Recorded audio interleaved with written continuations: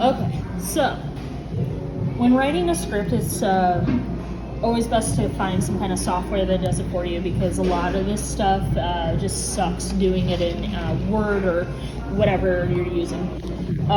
Celtics is a free software. It's CELTX.com.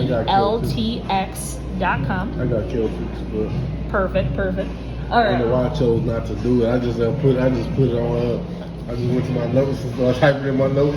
Sometimes that's what you need to do. Sometimes you just need to get whatever your script is on paper, Get it out of your mind. Exactly.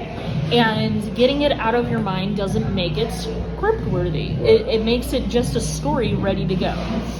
And what I was saying earlier is that what you showed me was what felt like half a script and half a book, like you were writing a book at one point. Right. Which isn't bad. It gives us something to work with for sure. So on this is the way Celtics is set up. The first thing that you do in any of your scripts is you set a location. The location will say interior or exterior. It will say where it's located, so in this case, living room, and it'll say if it's night or day. Sometimes you'll even put dawn or dusk or something, but like you gotta be super specific. Like when you're filming, you gotta find that in like seconds. Like, okay, it's gonna be dusk. We got 30 seconds. Here we go. Don't even. Just do night or day. It's so much easier. If you get that golden hour shot, sweet. Then when you're writing, what you want to do is you set up the way things are said. So, for example, I wanted a party and I wanted 6 people at that party. They're all going to be like teenagers and basically like little shitheds that do their thing. So in this case, I said that there was a party and some of the members were already leaving and there's a group of like 6 people left. There's 2 and then black males. Black males is important, that's why it's capitalized.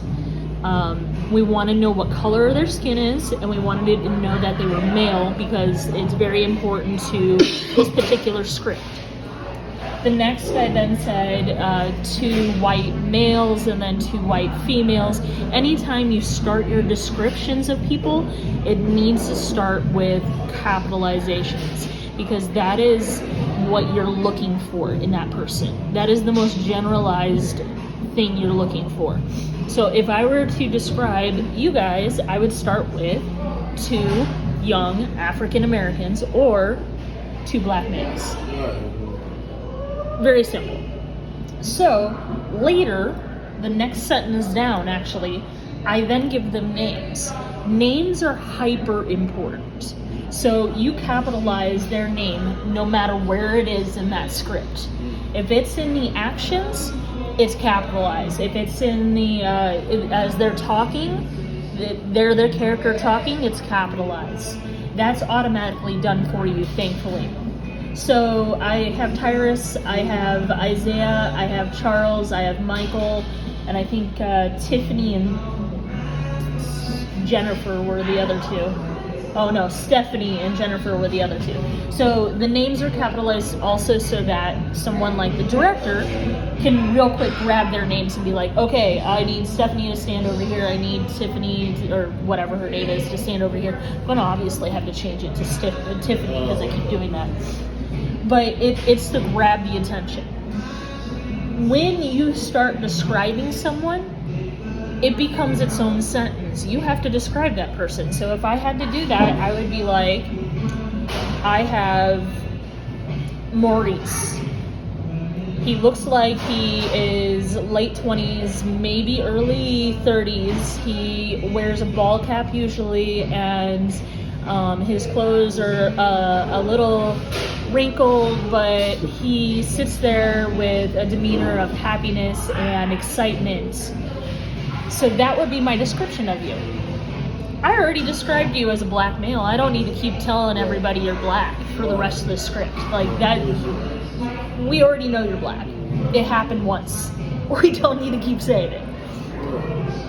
But now we know you're jovial. You're pretty cool. You're laid back. We get that feeling because your stuff's not like pressed. You know, you didn't come to this meeting with like a suit on and like with like a briefcase, like something ridiculous like that. I may in the future, you know what I'm saying? I mean, if that's what you choose, that's what you choose. But the point is, if I were to describe you, that's how I describe you, as someone that I could sit back and have a joint with, you know? It wouldn't be someone... We roll up. We always smoked last time, man. We did, yeah. And the point is that he's chill. He's not uptight. And that's what we want to see in the script, is we want that slight personality type. So when we're describing a character, we need a personality type of some sort. Yeah. That's what I told you to describe all those characters. I'll let you read it out, and I'll see if you could describe a better way for me. And you know what I'm saying? Oh yeah, you do the initial stuff. That's the point. You're gonna get all the initial stuff, and then what I'm gonna do is I'm gonna go in and I'm gonna use different wordings to try to kind of pump it up and make it so that anybody that reads it can understand it. Try not to go too wordy, because I don't want someone of, you know, like let's say one of your friends is Street Thug. Yeah.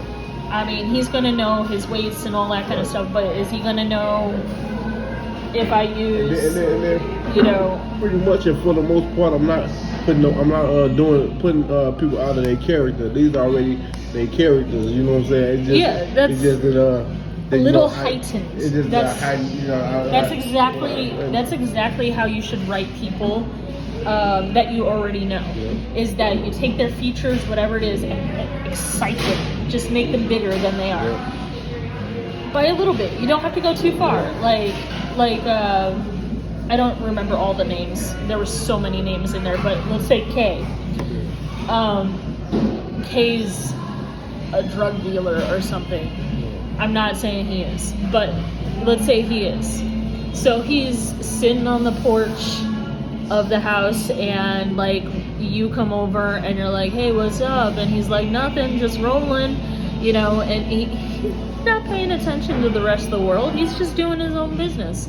So we describe him because he's not the uptight, I'm going to break your kneecaps kind of guy.